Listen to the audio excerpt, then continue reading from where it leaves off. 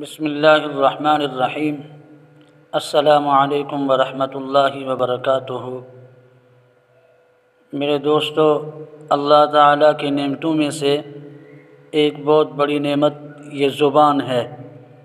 زبان دیکھنے میں تو گوشت کا ایک چھوٹا سا ٹکڑا ہے، لیکن در حقیقت اس کا جسم تو چھوٹا ہے لیکن اس کے جرائم بہت ہیں۔ یہ اللہ کی نعمتوں میں سے ایک بہت بڑی نعمت ہے،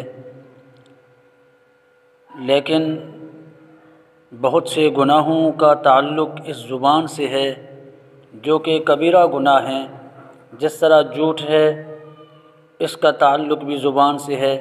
ہم غیبت کرتے ہیں، گناہ کبیرہ ہے، اس کا تعلق بھی زبان سے ہے۔ ہم طعنہ دیتے ہیں کسی کو، یہ بھی گناہ کبیرہ ہے، اس کا تعلق بھی زبان سے ہے۔ اسی طرح ہم جاسوسی کرتے ہیں، چغلی کھاتے ہیں، کسی کے اوپر بہتان یا تہمت لگاتے ہیں، تو ان تمام گناہ کبیرہ کا تعلق زبان کے ساتھ ہے۔ تو زبان دیکھنے میں ایک چھوٹا سا گوشت کا ٹکڑا ہے، لیکن اس کے جرائم بہت بڑے ہیں۔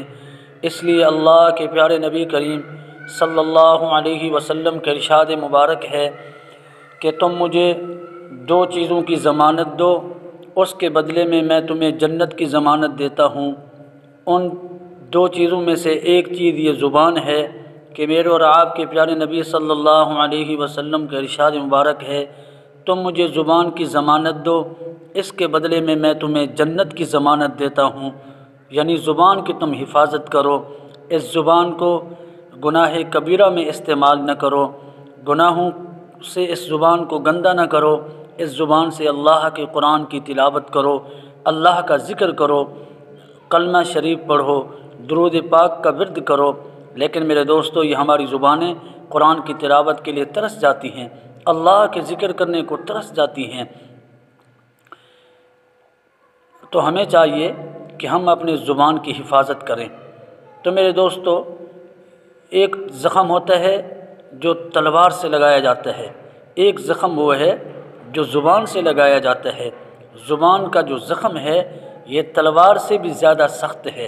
ہم کسی کو طعنہ مار دیتے ہیں، کسی کو کچھ کہہ دیتے ہیں، سوچتے نہیں ہیں میرے اور آپ کے لیے وہ لفظ تو معمولی لفظ ہوتا ہے، لیکن جسے ہم کہتے ہیں زخمی ہوتا ہے، اس کے دل پہ کیا گزرتی ہے اس کا ہمیں احساس نہیں ہے۔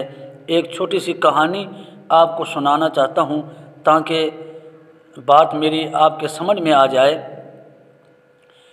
کہ ایک کسان اور شیر کی آپس میں دوستی تھی۔ کسان جنگل میں جاتا تھا لکڑیاں کاٹنے کے لیے، تو شیر کے ساتھ دوستی ہو گئی۔ ایک دن شیر جنگل سے نکلا تو اس کے دل میں خیال آیا، کیوں نہ میں اپنے دوست سے آج ملاقات کرتے جاؤں۔ شیر کسان کے گھر آ گیا۔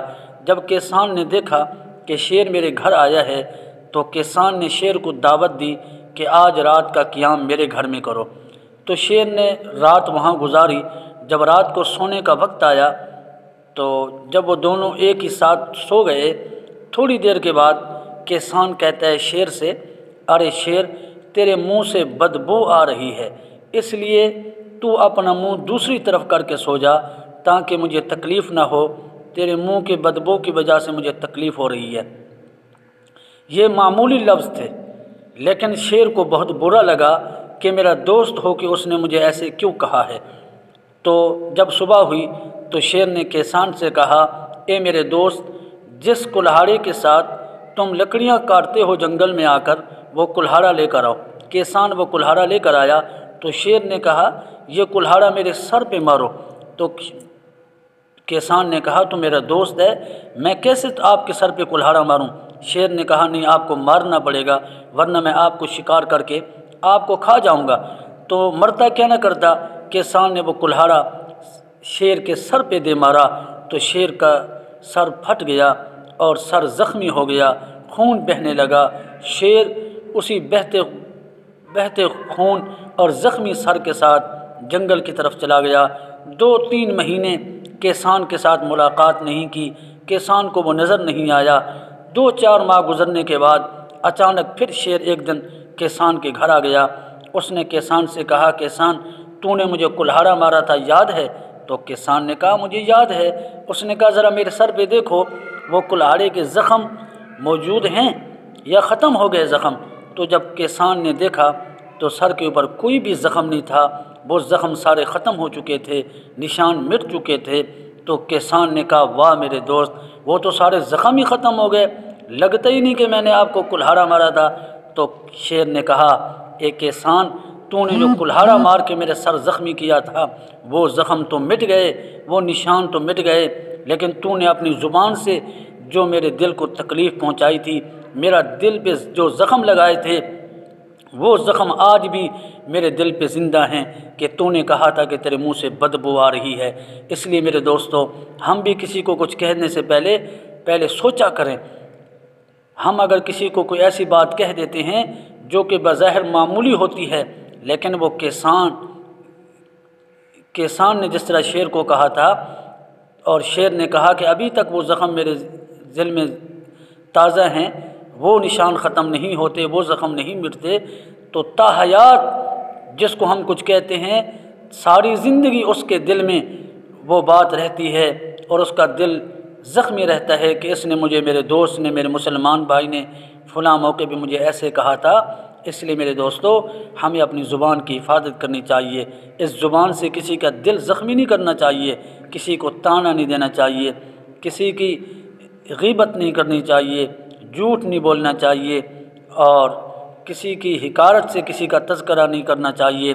اس زبان سے یا اللہ کے قرآن کی تلاوت کریں، یا اللہ کا ذکر کریں، اس زبان سے لوگوں کو کلمہ سکھائیں، اس زبان سے چلتے پھرتے اللہ کا ذکر کریں۔